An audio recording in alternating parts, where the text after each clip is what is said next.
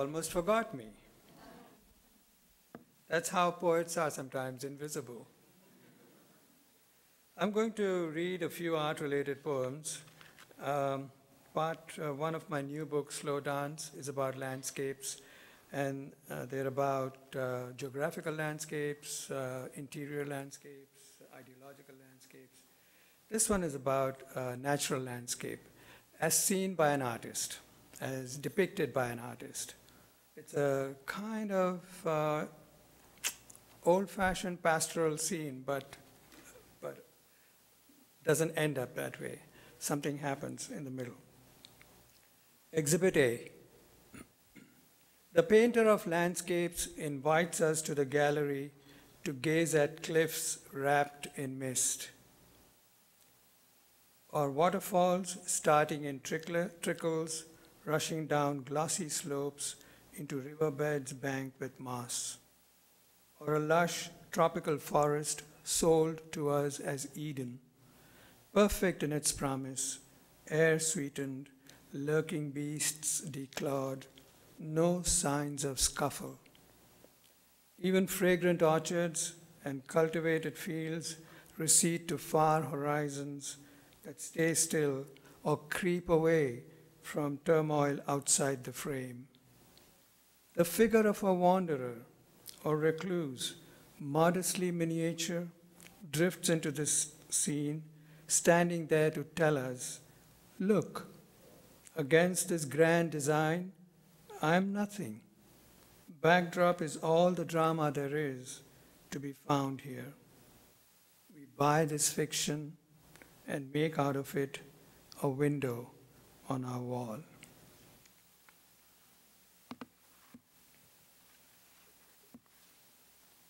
I've written poems about media landscapes, and this one is called Split Frame, and it's about two realities.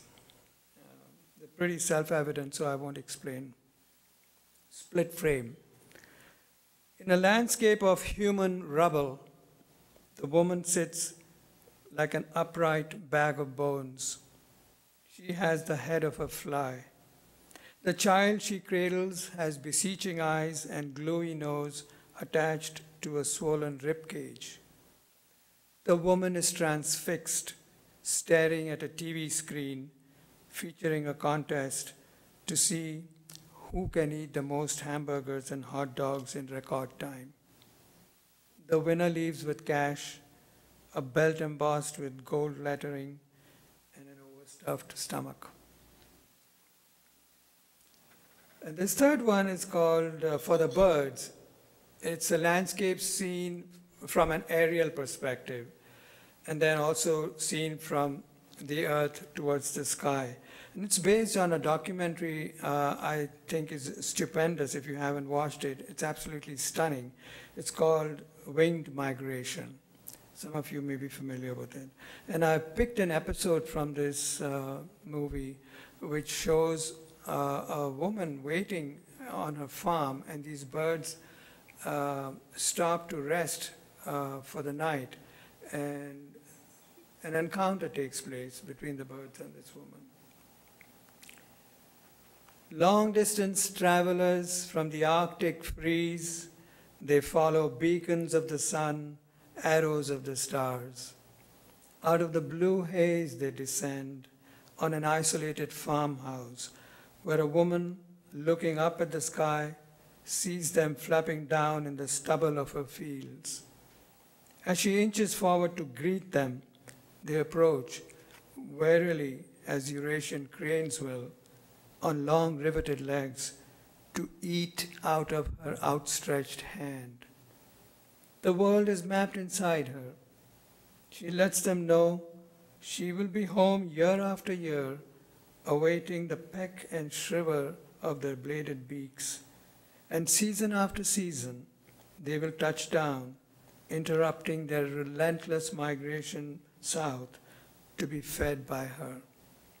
After a night's halt, their wingspans fingerprint the dawn sky. Guests from afar, she muses, the honor is mine, all mine. And I'll end with one more. And this is Exhibit C out of the series on landscapes.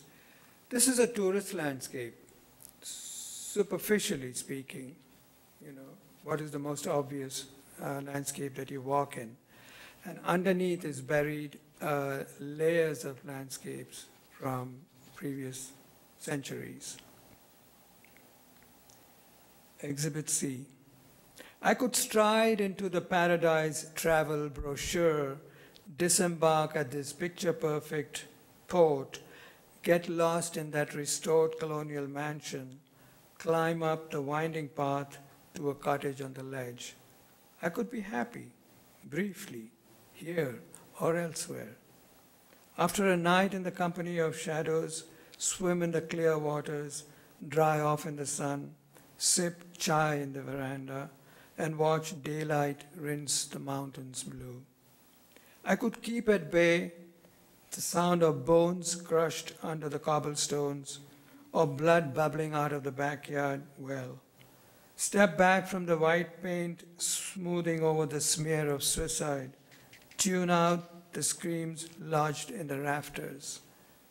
If ancient sweat sucked out of the soil into grape wines could be distilled out of this glass I raise, I could risk being content, briefly, then find this recurrent nightmare lodged in my head.